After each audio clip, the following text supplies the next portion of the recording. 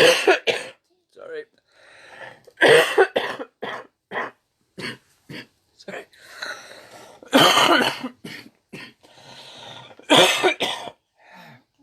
Sorry about that. I'm fighting this coldy coffee virus thing that half of the rest of the country's fighting. And I was actually alright to talk until I pressed live and then started coughing my lungs up. That's hard work, that is. I look forward to getting better from this. Anyway, good morning, afternoon, good afternoon, WTU. It's your sick and dying founder, Phil Monk. It's been a tough week. This virus really kicked in while I was at Durham. Really started sinking its teeth into me, and it hasn't taken them out since. So it's been a tough week. My apologies for not having very much interaction. I have been trying to give my family time and attention because they are definitely noticing that they have no contact and attention from me because I'm so focused on WTU. So I need to rebalance things, as I've been advised by many more experienced campaigners. I need to get balance in my life. So the 7 days a week, 24/7 thing is going to have to ease off, and I'm probably going to go to every other day. I might have a day on with the community and a day with my family, a day with the community, a day with my family. Try and balance it out a little bit more. So that's a little update on my personal side. Now, some of you may be aware that I determined a couple of days ago that I was going to reach out to my local police again. I have done this before. I have phoned my local police about myself, and I gave them the contextual domestic setting for my home life as a medical cannabis or a therapeutic cannabis practitioner. That was over a year and a half ago, and I haven't actually had any response as such, other than I have had no be here. But the police have been increasing their activity in my local area. Last week they were busting someone for 4 plants, and last couple of days internet. Sorry, I lost my internet there. So there's been quite a few increase in activity in my local area, and they like to broadcast these things over Facebook and things like that. And basically, it leaves me terrified. They do it to create. It's a form of terrorism. It's a form of psychological torture that they advertise these things in the newspapers and on the social medias to pressure people like us to not do our beliefs and practices according to what we need. And they're trying to bully and intimidate us through fear of the law. Unfortunately, if I abide by this law, it's going to harm my health. I'm too poor to afford a private prescription. I have no other option in life, and I refuse to be killed by pharmaceutical drugs. So I decided to reach out to my police again, hand myself in, for want of a better term. I'd rather go to them before they come through my door. I do not have the money to pay for a new front door. I've also written a declaration of non-criminal intent that I intend to present to the police, telling them that yes, I might be breaking this false law that's got no foundation in science or fact and is all for political gains, but I break this law not with criminal intent but to protect my health. I have a fundamental human right to health, well-being and happiness. I have a human right to determine for myself what is the best thing for my body and my life. Cannabis is the answer for that. Pharmaceutical drugs nearly killed me 4 times. Cannabis has done me no harm. I don't need researched and licensed cannabis. My own cannabis is perfectly good for me, thank you very much. So that's what I think. Everyone should have that same right. Now, I did send this letter to the WTU solicitor. Many of you will know who have been following the group for some time. I did secure a solicitor to represent WTU in the legal challenge we present, Robert Jappy of Mackle Garrett. Now, and I'm not privy of all the details, but unfortunately, for some professional reasons, Robert's no longer with that firm at the moment. I'm not too sure what's happening. It's all up in the air. And we've been reappointed another solicitor called Elliot. Elliot has contacted me today, and I had a very detailed discussion with him about the WTU, brought him up to speed on that and everything that we're trying to do, the declaration of non-criminal intent, and also my desire to engage with the police before they start kicking my front door in and dragging me off in chains and handcuffs. He respected my position, understands why. It turns out Mackle Garrett are also supporting the Conservative Drug Policy Reform Group on some research or other. So they're liaising with them now, and they've been talking about me and my case and the WTU and our case, and the fact that our prosecution is not in the public interest. So there's a hope that they will be coming to visit me next week or the week after at the most. So the new solicitor Elliot is very keen for them to come out, to come and meet me, come and listen to my story and what I've got to say, and for me to go forward to the police with political and legal support rather than going forward just by myself. On that note, I also managed to, I don't know how to put it, I managed to wangle my way into the all-party parliamentary group drug reform meeting hosted by Crispin Blunt and, Mark Smith, was it maybe? In London at Westminster to share in the discussion of how the police should treat medical cannabis users. I get in there because I'm a bit cheeky, saying, hold on a minute, why aren't we in there? We've got 6,000 members, our voice should be heard too.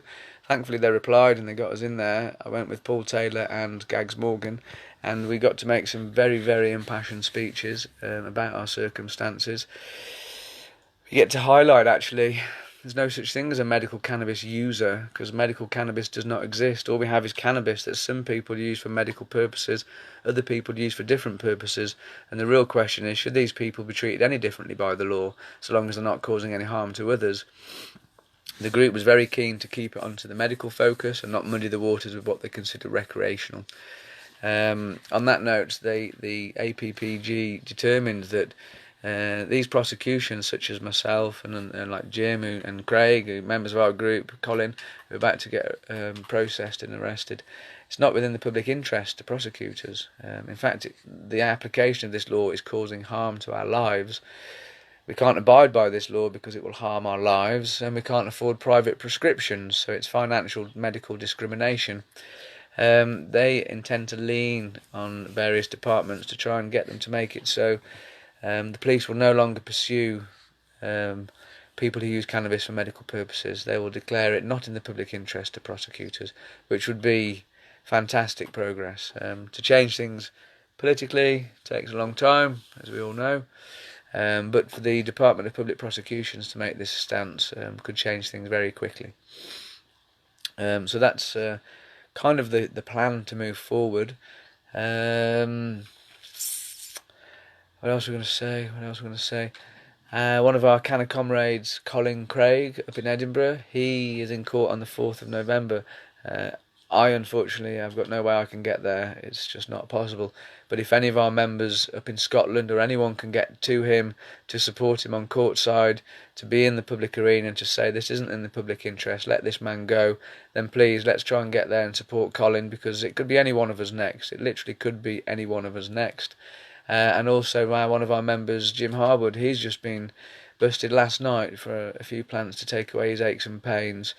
Karen Gray, excellent, going to support Colin Craig in court. That's brilliant. The more that can get there, the better. If anyone's going past the M4 and want to take me up there, I'm open to that idea, but I can't get there independently.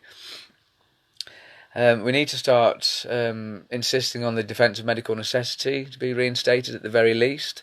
We don't have the money. We can't afford a private prescription. We can't afford to pay for a home office licence.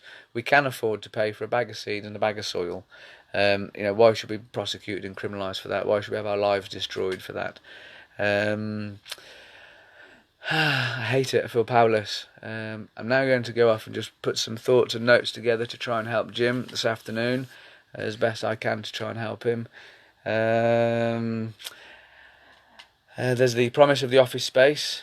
Paul Sparrow just reminded me of that. So I am hoping to still get some volunteers together digitally and physically to get into Paul's office to try and assemble this evidence bundle that we still need to get presented before the barrister, but we just keep getting sidetracked with so many other things. I never anticipated going to Westminster, but I went to Westminster and then I have to spend 2 or 3 days recovering. So every time I go off and do something, it gives me a recovery time that makes it harder for me to do the other things that I meant to be doing.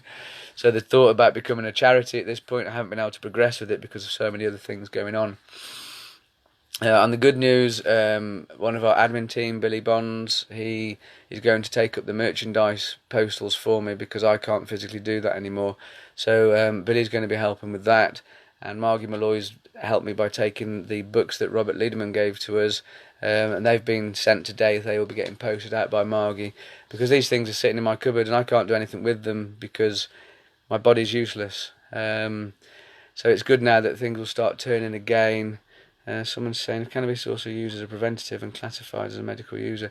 Yeah, it's interesting. Someone's saying that preventative use, by using cannabis, this is what I said in the meeting actually, anyone that uses cannabis to unwind and de-stress in the same way that someone uses alcohol to de-stress, they are technically a medical user because they are relieving the stress in their life and improving their health.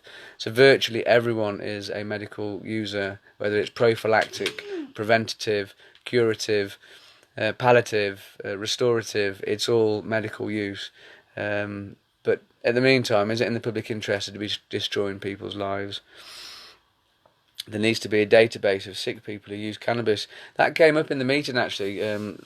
Someone suggested a database, and I was very pleased to see the representative of the organisation release quite passionately against the idea of a database of sick people. We shouldn't need to be on a database. We shouldn't have to be listed and labelled and our details given over. We could easily have doctor's letters in our homes so that if anyone knocks on the door we can present a doctor's letter, explaining why we use cannabis. But ultimately they can't determine who uses for medical or whatever purpose. So really they just need to decriminalise completely and stop prosecuting people for personal possession, consumption and cultivation of cannabis. And hopefully that's what we might manage to get achieved in some way. So I'm now going to go off and put these thoughts together for Jim, try and give my family some time, and prepare myself for when I also turn myself over to the police, because no more fear, no more shame, no more stigma. I'm not hiding in the shadows anymore. I'm not living here waiting for them to come like the Gestapo through my front door. They have no foundation evidence. They've got no right to be enforcing this law. So I plan to go and tell them. And what will be, will be. So lots of love, people. If you don't see me as much, it's because I'm trying to look after my family as well, because I have been neglecting them for some time now. So lots of love. Keep strong, keep your spirits high, and don't let the bastards grind you down. I'll update again soon. Take care, everyone.